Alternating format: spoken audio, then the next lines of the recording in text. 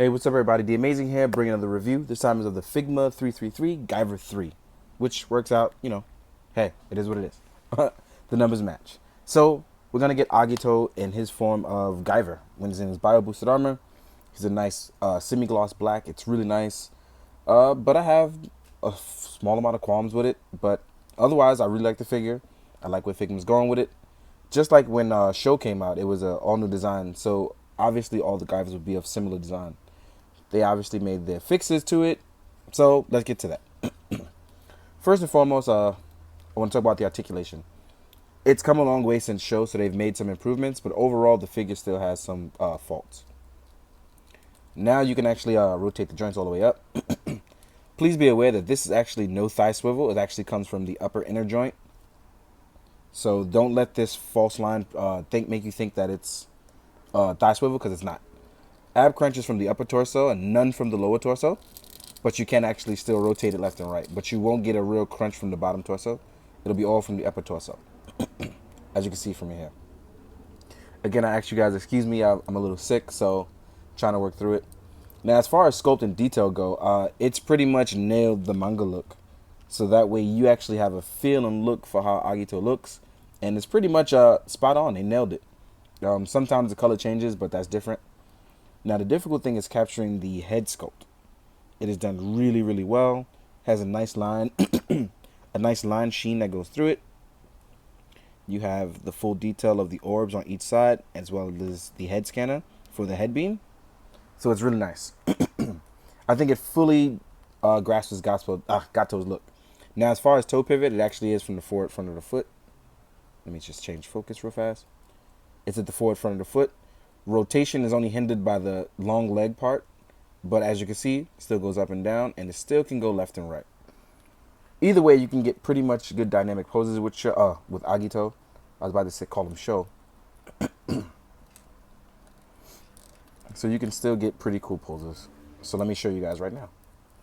One thing I always worry about with Figma is the leg popping out, which is still an issue if you try to go too far with the leg articulation. So please be aware of that. That is something that you should worry about, but don't worry about it breaking, because that's not it. That's not what will happen. Excuse me again. Sorry about that. One of my gripes with the figure is that the high frequency swords, where they're supposed to be, the problem is that just like on all three Guyvers, they fall apart just way too easily. So they come apart way too easily, and that's the problem. You obviously can't glue it in because you want to be able to swap the option parts with the high frequency swords. So that's something you should possibly worry about. In the meantime, if that's not something you actually care or wonder about, if it doesn't bother you, then it shouldn't. The only thing that I worry about me is that I lose small parts. I tend to really lose them.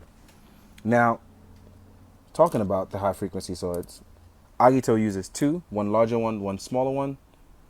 And when you put the larger ones in, they actually stay in really well. It's the smaller ones that actually have an issue. So as you can see, his high frequency swords are actually really nice.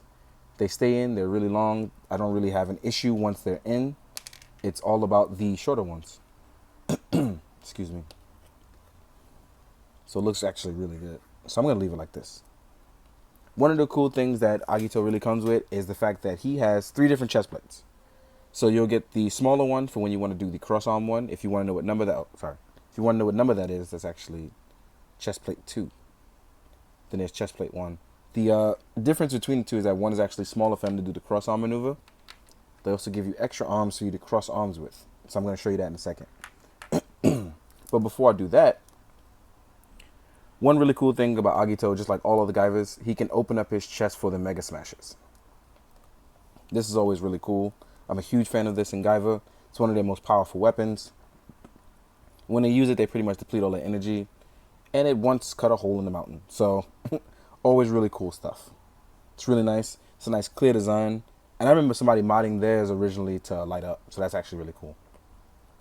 Close it back up with no issues. It's on a ball joint. So you shouldn't have much to worry about. If you want to know what's really cool, actually. Let me see if I can do it now. I'm going to try to get it out of the way first.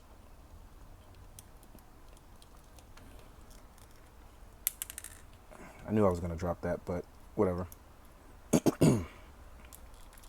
Like I said, the smaller parts actually it's quite annoying because I tend to lose small parts. And I'm a little annoyed by that because that's not something I want to constantly do.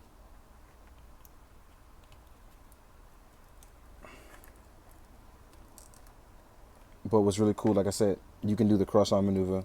Nagito does this a lot. I really like the look of this. It's very profound. I'm actually going to leave it like this for a bit. He also comes with his non-use Guyver unit, which is the original color that they come in before they're found and they bond to their host. It's also really cool. Oh. Agito actually comes with a slew of hands. I'm just gonna leave it on the rack because it actually looks cool. They are fighting hands. They are open palms. These are the palms used for doing the Mega Smasher. And these are palms for actually if you want to hold other items, which is actually really cool as well. So for a total of 5 sets and 9 hands. Well, 5 sets, 10 hands altogether. Really nice. Excuse me. Now the question of the day is, and it always boils down to it, in the Guyver universe, are they properly in scale? So here's Sho. Here's Kissler from Guyver 2F, and not the Guyver 2 male who didn't last too long. So would I say they're in scale? Yeah, I would. I think they pretty much nailed it in terms of scale. Sho is supposed to be the smallest of the Guyvers. Kissler is supposed to be right in the middle, and Agito being the tallest, with the exception being Guyver Gigantic. So I think they pretty much nailed it. They all look really, really good together. So I'm happy to have all 3, and it's really nice. I'm glad I finally got them all 3. Hopefully I can take some cool pictures of this after it. Now in terms of size comparison, now him compared to other figures though, he actually looks about average scale. So compared to an Articulated Icons, he's actually a pretty decent height. Compared to the Mortal Kombat stuff, still a pretty decent height. When you compare him to a Marvel Legend or a Mezco or another SHF, we're going to do that right now. So here he is next to an average size SHF. He's actually taller, which is actually pretty cool. Let's grab Jessica Jones. She's still a decent height. So to a Marvel Legend, still pretty decent.